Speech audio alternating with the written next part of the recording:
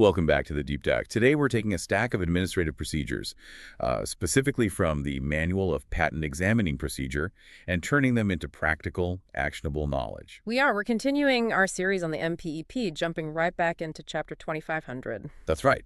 And today we're zeroing in on a really critical part of the patent life cycle. The moment a patent issues, that clock starts ticking on maintenance fees. Everyone knows they have to pay them, but today is all about the how. Exactly. We're looking at the Ultimate Compliance Manual, MPEP Section 2510, which covers the submission of maintenance fee payments and documents. And this isn't just about when the fees are due. This is the tactical guide, the playbook on making sure the USPTO actually accepts your payment. And, crucially, that you have the paperwork to prove it. For any patent owner, any practitioner, this section really defines the difference between successfully maintaining a portfolio and, accidentally letting valuable rights just expire. So our mission today is to break down the four main submission methods online: mail, fax, and hand delivery. And we're going to translate those complex regulatory citations into what you actually need to do, what documentation you need for each one. This is about getting that practical knowledge fast. The big theme here, for you, the listener, is the audit trail. Every single one of these methods is about managing risk and generating that solid proof of timely submission. Absolutely. Now, before we jump in, a quick but very important acknowledgement. A huge thank you to Mike Shepard, our creative director, for organizing this entire series. He's done an amazing job. And of course, the usual disclaimer.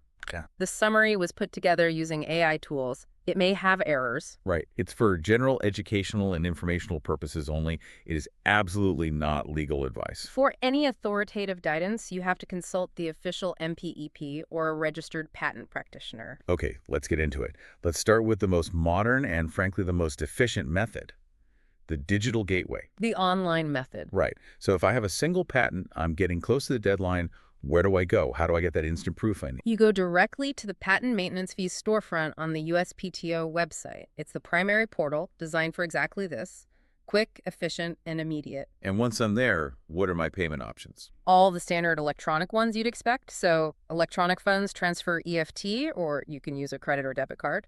And of course, if you have one, a deposit account with the office.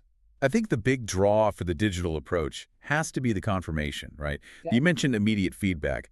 How solid is that confirmation? Is it legal proof? It absolutely is. That's the core value of doing it online. You get an immediate online payment receipt. That is your confirmation. A digital timestamp right then and there. Exactly. It's legally recognized. It proves the payment was processed and the deadline was met. It eliminates all that anxiety that comes with dropping something in the mail. Okay, that's crystal clear for a single inventor. But let's scale this up. What about portfolio managers? Law firms, corporations handling hundreds, maybe thousands of these? That's where it gets really interesting. Paying one by one is just not feasible. Right. Does the online system truly scale? It does, and it scales exceptionally well. The USPTO has a bulk file payment option specifically designed for this.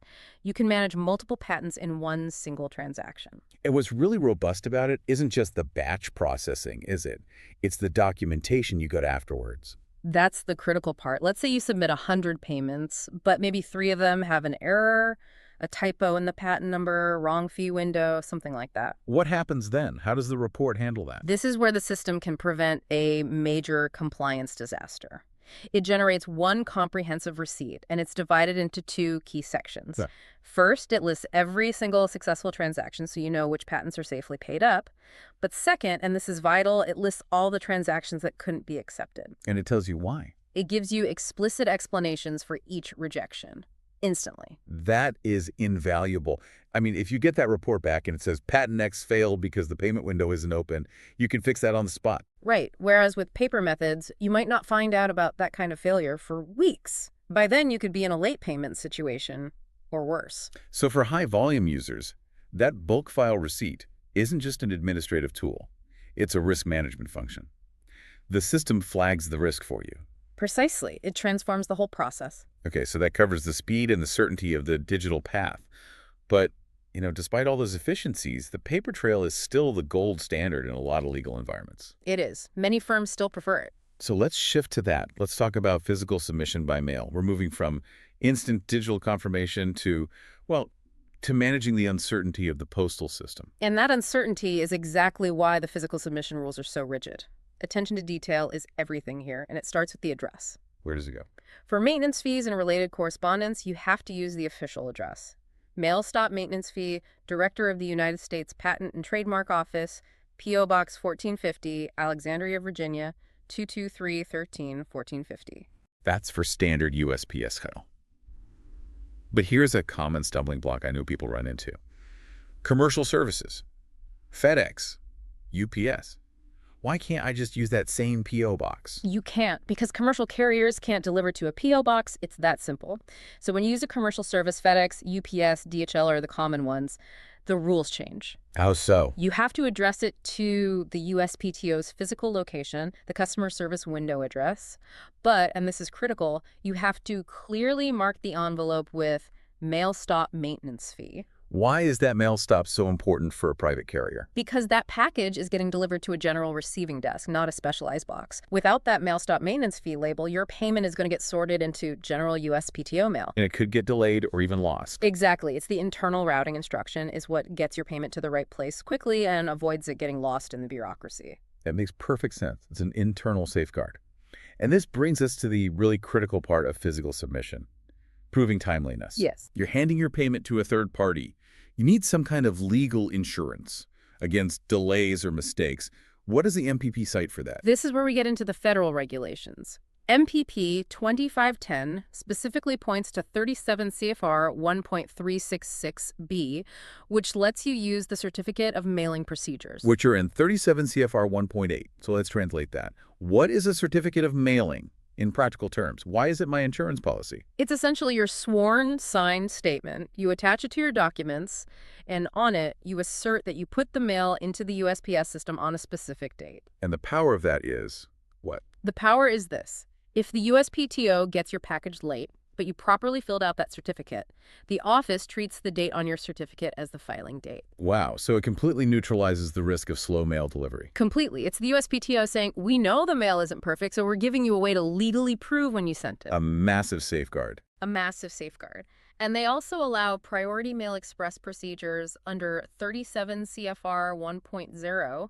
That's another formal method that gives you a tracking number and a clear government record of the deposit date. So both systems exist just to make sure that even if the mail takes 10 days, your legal filing date is the day you dropped it off. That's it. It's all about creating that incontrovertible evidence. Fantastic. Okay, so we've covered digital receipts and certified mailing. Now let's hit the two specialized methods that need really strict procedural compliance, starting with the facsimile. Right, the fax. In this digital world, why is fax even still a thing, and what are its limits? It's still used because it provides immediate transmission of documents, which can be critical if you're up against a deadline. You fax it to the number on the maintenance fee transmittal form, SB 45, but there's a big limitation. On the payment type, I assume. You can't fax cash. Exactly. Fax submission is only valid if you're getting from a USPTO deposit account, so funds they already have, or by credit card using the special credit card payment form, PTO 2038. Nothing else will work. And besides the payment itself, what other documents might you fax under this section? It's also really useful for related post-issuance documents when time is tight. Things like changing the correspondence address or assigning a fee address. Okay, but fax transmissions can be unreliable. Yeah. Faded ink, paper jams. How do you document your timeliness here? How do you prove you sent it? We circle right back to that same regulatory insurance we just talked about. For a fax, you absolutely have to use the Certificate of Transmission rule. Which is also under 37 CFR 1.8. So it's the same idea as the certificate of mailing, but for a transmission. I'm basically swearing that I hit send at a specific time. You've got it. You sign a statement saying you transmitted it on a certain date, and the USPTO will recognize that date as the legal filing date, even if their machine was out of paper or something went wrong on their end. But if you don't include that certificate... You have no recourse. You have no proof. It's a protective layer for you, the sender. Okay, that leaves us with the final and maybe the strangest method, hand delivery. Yes, directly to the USPTO. It sounds like the safest option. I mean, you're physically handing it over. But I hear there's a very non-intuitive quirk to this process. There is. You hand deliver it to the USPTO's patent customer service window. And yes, it is deceptively complex. The person receiving your payment isn't a cashier. What does that mean? What's the procedural difference? The receptionist there does not process the payment. They don't verify the amount. They don't cash the check. Their job is purely administrative. They are a receipt giver. So how do you get your proof? This is the key. Your hand-delivered payment must be accompanied by an itemized postcard. An itemized postcard. Not just a piece of paper I asked them to stamp. Yeah. Why a postcard? Because it's easy for the receptionist to handle. You, the filer, have to pre-itemize it, list the patent numbers, the fees, everything. The receptionist's only job is to take that postcard, date stamp it right in front of you, and hand it back. And that date stamped postcard is your receipt. That is your immediate, physical, legally recognized receipt of delivery. I see the genius in it, but I also see the huge risk. If I walk in with my check and forget the postcard, I walk out with zero proof I was ever there that day. That is the crucial takeaway. Without that pre-itemized postcard, you have no legal proof of timely submission. You're just hoping it gets processed correctly. The postcard procedure forces the creation of that audit trail right at the point of deposit. And for the envelope itself, any final step. Yes. To avoid any mix-ups, the envelope must be clearly labeled maintenance fee in dark, prominent ink. It makes sure it gets routed to the right department immediately. This whole deep dive into 2510 just hammers home one point.